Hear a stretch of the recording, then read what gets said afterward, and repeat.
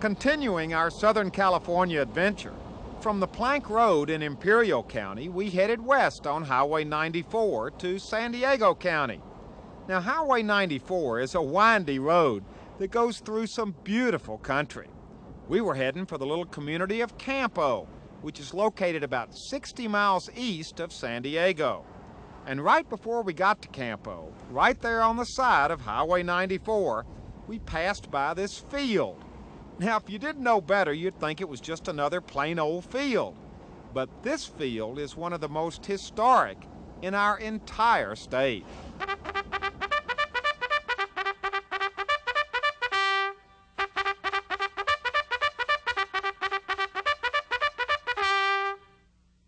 Let's go back in time, about half a century, to World War II days, when this very field was used as a drill field, as a parade field for whole regiments of Army Horse Cavalry, specifically members of the 10th, 11th, and 28th Cavalry Regiments. Now, this whole area around Campo was part of Camp Lockett, and it was here that thousands of men and thousands of horses went through their training. In 1941 and 1942, the 11th Cavalry Regiment was stationed here. And after they left, from 1942 to 1944, the 10th and 28th Cavalry Regiments were here. Now, these were all black regiments, carrying on the proud tradition of the Buffalo Soldiers. And as it turned out, these were also the very last units of the Horse Cavalry in the U.S. Army. Now, back during the war, Camp Lockett was a bustling, busy place. These days, things are kind of quiet. Some of the old buildings and barracks have been converted for commercial use, but many of them stand empty and deserted, filled with nothing but memories. But memories were exactly what was on everybody's mind as the soldiers who went through training here gathered for their 50-year reunion.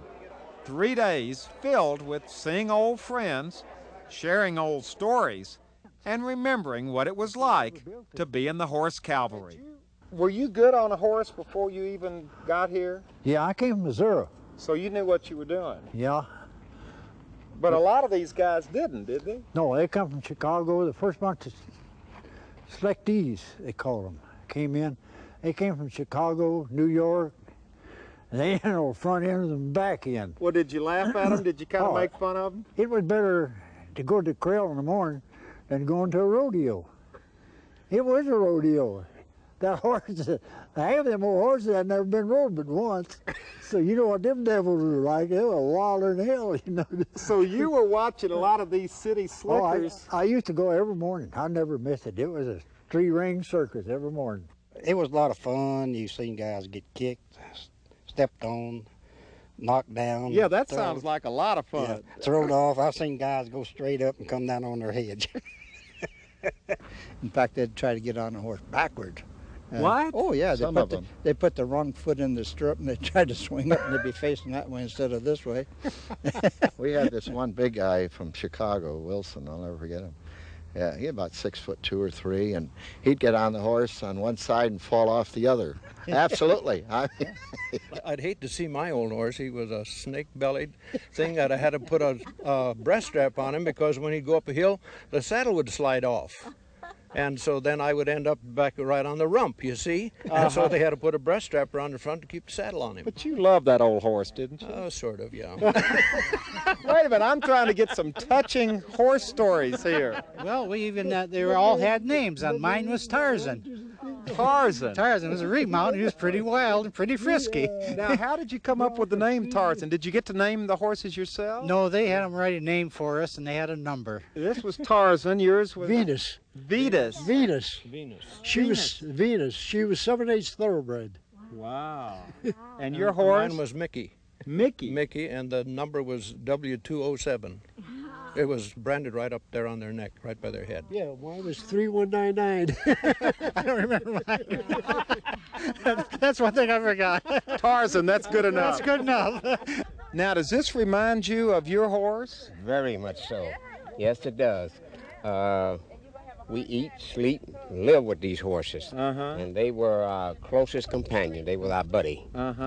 and we kept them clean. We groomed them, we cleaned them, and that includes everything. And we slept with them at night.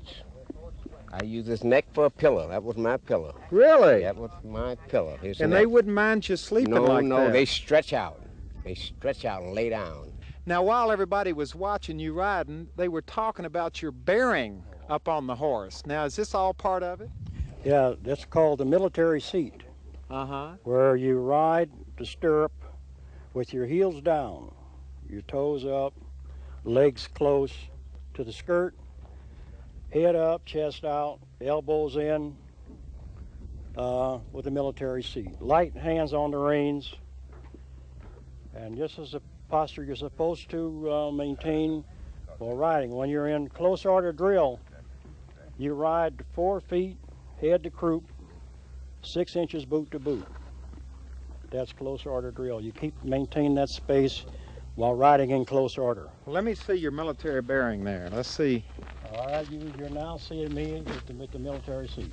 That looks great. That looks great. And the horse knows you're in control too, doesn't it? Correct. I hope so.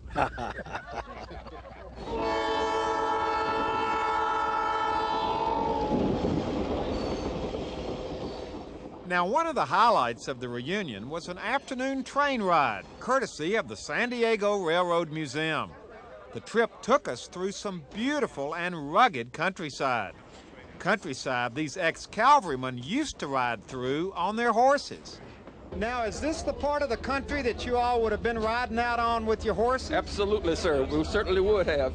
Definitely. So this brings back memories. Many of them, many memories. Well, now tell me a little bit about what it was like out there. It was exactly as you see it now. Wilderness, desolate, rattlesnake congested. Anything you wanted wrong was out there. Would you just ride your horses out there, or would you march out here? Or? Sometimes we would march, sometimes we would just ride.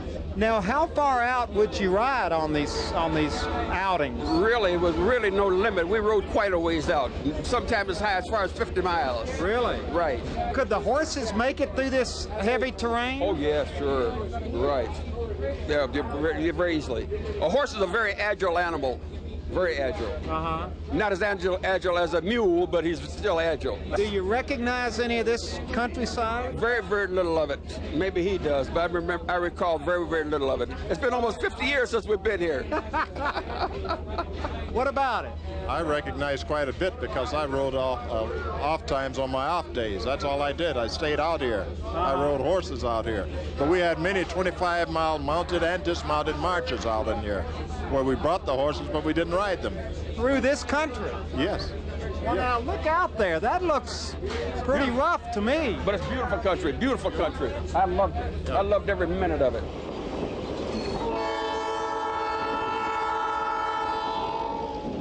Did most of the guys get attached to their horses? Oh, yeah. That's when we left here. The train was out there loading the train up, and my boys out there holding around the neck crying. Yeah, that's how close they got to them. Yeah. Yeah, it was rough. To leave the horses? Yeah. Was it rough on you too? Yeah, I love the old buggers. It was an exceptional organization to be in because of it projected the pride and the spirit of the Corps by a mounted steed that you rode and your soldiers, you know, and it was good. I feel good. I feel good, and I'm thankful that I was drafted into the Army, into the cavalry, the horse cavalry, and I'm glad I came this way. It's really an emotional feeling to come back here, and I thought I'd never be back in this place. I was talking to the fellows, did you ever expect to get back here? No way. Really, you were the last? We were the last horse cavalry, the very last. There's no more after us. You're gone, but you can still reminisce, you know. That's one thing about getting old. You can always remember the good times.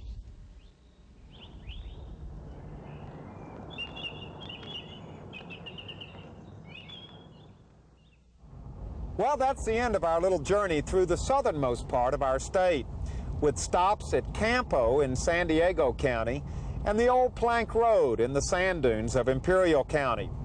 Both of those places we could have very easily missed if we hadn't known ahead of time they were there. But I guess if there's one thing we're learning as we continue our journeys through the state, is that if we'll just open up our eyes and look, there are all kinds of beautiful and historic places, many of them tucked away, just waiting to be discovered. Well, I hope you've enjoyed this particular visit, and as always, you're invited to come on along with us again next time, as we all continue our search together for California's gold.